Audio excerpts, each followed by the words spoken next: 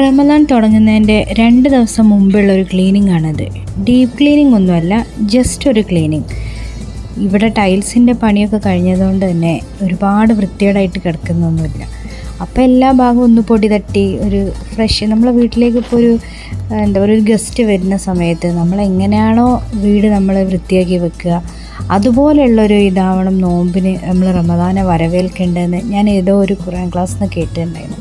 അതിന് ശേഷമാണ് ഞാൻ വീട് ഇതുപോലെ നല്ല ഭംഗിയാക്കി വൃത്തിയാക്കുകയും ഡെക്കറേറ്റ് ചെയ്യുകയൊക്കെ ചെയ്യുന്നത് റമദാൻ്റെ സമയത്ത്. ഞാൻ പല വീടുകളിലും ചെയ്യുന്നത് കണ്ടിട്ടുണ്ട്.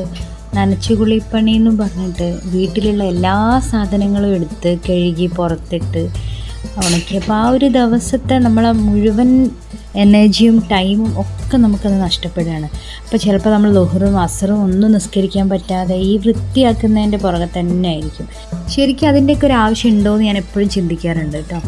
പിന്നെ നമ്മൾ ഉപയോഗിക്കാത്ത പാത്രങ്ങളുണ്ടാവും. നോമ്പിന് ഇതുപോലെ നനച്ചുകുളിപ്പണിക്ക് കഴുകാൻ വേണ്ടി മാത്രമുള്ള കുറേ പാത്രങ്ങൾ, അതൊക്കെ എടുത്ത് കഴുകിയാൽ വെച്ച് നമ്മൾ അന്നത്തെ സമയമൊക്കെ കളഞ്ഞ്, പിന്നെ അതുമല്ല നോമ്പ് പറയുന്നത് ഞാൻ കേട്ടിട്ടുണ്ട്, നോമ്പ് ആവാറായി എന്തൊക്കെ പണി ചെയ്യാനുണ്ട് വീട്ടിൽ, എന്തൊക്കെ ആലോചിക്കുമ്പോൾ പേടിയാവുന്നു എന്നൊക്കെ പറയുന്നവരുണ്ട്. അപ്പോൾ നോമ്പ് എന്ന് പറയുന്നത് ഒരു പേടിപ്പെടുത്തുന്ന സംഭവം അല്ലാതെ അത് നമുക്ക് സ്പിരിച്വലി, മെൻ്റലി, ഫിസിക്കലി ഒക്കെ നമുക്ക് ഭയങ്കര ഹാപ്പിനെസ് തരുന്ന റിഫ്രഷ്മെൻറ്റ് മന്തായിട്ടാണ് റമദാനെ നമ്മൾ കാണേണ്ടത്. അപ്പോൾ അതിനു വേണ്ടിയുള്ള ചെറിയ ചെറിയ വൃത്തിയാക്കലുകളൊക്കെ വീട്ടിൽ ചെയ്യുക എന്നുള്ളതിൽ കുഴപ്പമുണ്ടാവില്ല. അപ്പം ഞങ്ങൾ അങ്ങനെയൊക്കെ ചെയ്യാറുള്ളൂ. എന്താണ് റമദാൻ എന്ന് പറഞ്ഞാൽ പട്ടിണി കിടക്കൽ മാത്രമാണോ റമദാൻ? ഒരിക്കലും അല്ല. നമ്മളെ മനസ്സും ശരീരവും ശുദ്ധീകരിക്കാനുള്ള, അഹങ്കാരം കുറയ്ക്കാനുള്ള, നമുക്ക് വിശപ്പിൻ്റെ വില മനസ്സിലാക്കാനുള്ള ഒരു പുണ്യമായ മാസമാണ് റമദാൻ. റമദാൻ ഒരുപാട് പ്രത്യേകതകളുണ്ട്. ഖുർആൻ ഇറങ്ങിയ മാസമാണ് റമദാൻ. സ്വർഗവാതിലുകൾ തുറക്കപ്പെടുകയും നരകവാതിലുകൾ അടയ്ക്കപ്പെടുകയും ചെയ്യുന്ന മാസമാണ് റമദാൻ. അങ്ങനെ ഒരുപാട് പ്രത്യേകതകളുള്ള മാസമാണ് റമദാൻ.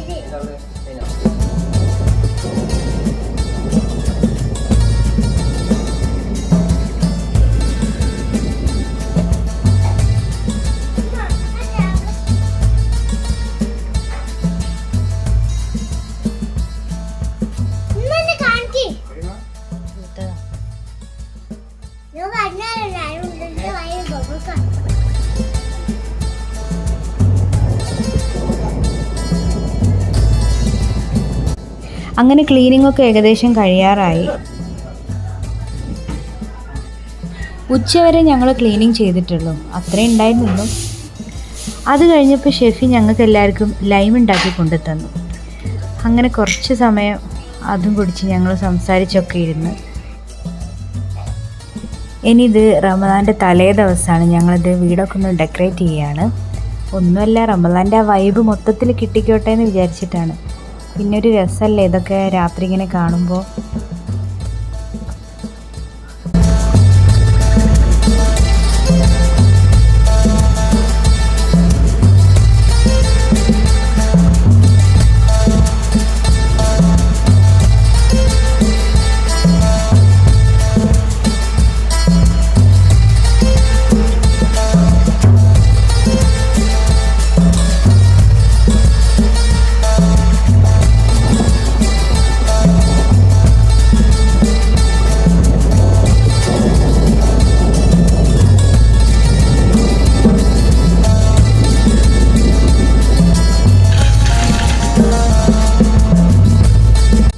ഇനി ഇതെല്ലാം രാത്രിയിലൊന്ന് കണ്ടു നോക്കിയാലോ.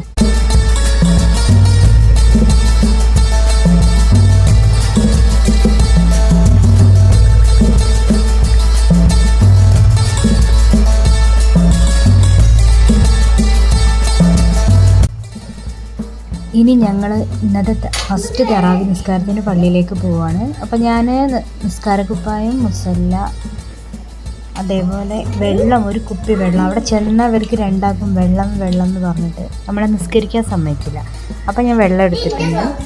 ഇവിടെ നിസ്കരിക്കുന്നൊക്കെ പറയുന്നു. അങ്ങനെ ഞങ്ങൾ പള്ളിയിലേക്ക് പോവാണ്. പള്ളി ഇവിടെ അടുത്ത് തന്നെയാണ്, പക്ഷേ ഞങ്ങൾ പെട്ടെന്ന് എത്താൻ വേണ്ടിയിട്ട് പോവാം. അവിടെ ചെന്നപ്പോൾ ഇശാ നിസ്കാരം കഴിഞ്ഞിട്ടുണ്ട്. ഞങ്ങൾ ആടിപ്പാടി ചെന്ന് നേരം വൈകിപ്പോയി.